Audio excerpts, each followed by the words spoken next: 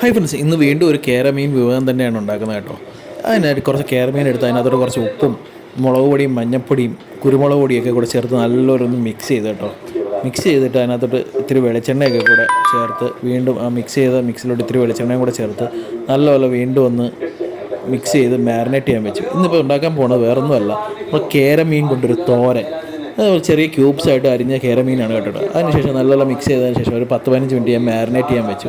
അതിനുശേഷം ഒരു പാൻ എടുത്ത് അടുപ്പയിലോട്ട് വെച്ച് ഒരു ഇത്തിരി വെളിച്ചെണ്ണ ഒഴിച്ച് പിന്നെ കുറച്ച് കരിവേപ്പില അതിനകത്തോട്ട് ആ വെളിച്ചെണ്ണ ചൂടായി കരിവേപ്പില ഒന്ന് പൊട്ടി വന്നപ്പോഴത്തേക്ക് ഞാൻ മാരിനേറ്റ് ചെയ്യാൻ വെച്ചിരുന്ന മീനെടുത്ത് മിക്സ് ചെയ്ത് കേട്ടോ അതിലോട്ടിട്ട് നല്ലപോലെ ഒന്ന് വേവിക്കാൻ വെച്ചു. ആ എണ്ണയൊക്കെ ആയിട്ടൊന്ന് നല്ലപോലെ ഒന്ന് യോജിപ്പിച്ചതിന് ശേഷം തവി വെച്ച് യോജിപ്പിച്ചതിന് ശേഷം അതിനെ ഒന്ന് അടച്ച് വെച്ച് വേവിക്കാൻ വേണ്ടി വെച്ചിരുന്നു. ഇത് നല്ലപോലെ ഒന്ന് മിക്സ് ചെയ്ത് ആ എണ്ണയെല്ലാം ഒന്ന് ഇത് ചെയ്യുകയാണ്. അതിനുശേഷം അടച്ച് വെച്ച് ഒരു 10-15 മിനിറ്റ് ഒരു മീഡിയം ഫ്ലെയിമിൽ വേവിക്കാൻ വെച്ചു.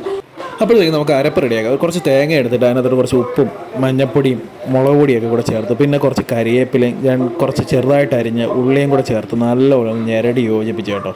അതിനുശേഷം അതിലോട്ട് 2-3 വറ്റൽമുളകും ഒരു ഇത്തിരി വെളുത്തുള്ളിയും ഇഞ്ചിയും പിന്നെ കുറച്ച് കുടംപുളിയും കൂടെ ചേർത്ത് നല്ലപോലെ ഞെരടി ഈ അരപ്പങ്ങ് മൊത്തത്തിൽ കൈ കൊണ്ടങ്ങ് ഞെരടി നല്ല രീതിയിൽ അങ്ങ് യോജിപ്പിച്ചു. ആ യോജിപ്പിച്ചതിന് ശേഷം ആ അരപ്പങ്ങോട്ട് ഇത്തിരി മാറ്റി വെച്ചു.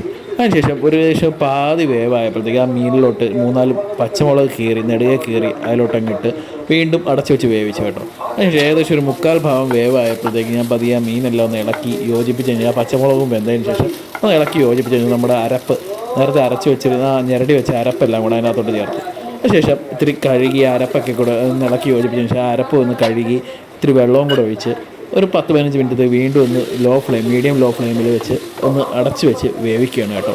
അത് കഴിയുമ്പോഴത്തേക്ക് നമ്മുടെ സാധനം റെഡിയാവും കേട്ടോ. അങ്ങനെ അടച്ച് വെച്ച് വേവിച്ചത് ഏകദേശം നമ്മുടെ അരപ്പും ആ മീനും എല്ലാം നല്ലപോലെ വെന്ത് വന്നിട്ടുണ്ട് കേട്ടോ. മക്കളെ, ഇതും കൂട്ടി ചോറും കൂടെ കഴിക്കുകയാണെങ്കിൽ നമുക്ക് ഒരു രക്ഷയില്ലാത്ത കൂട്ടാനാണ് കേട്ടോ. അപ്പോൾ നിങ്ങളൊക്കെ ഇതൊന്ന് ട്രൈ ചെയ്ത് നോക്കുക.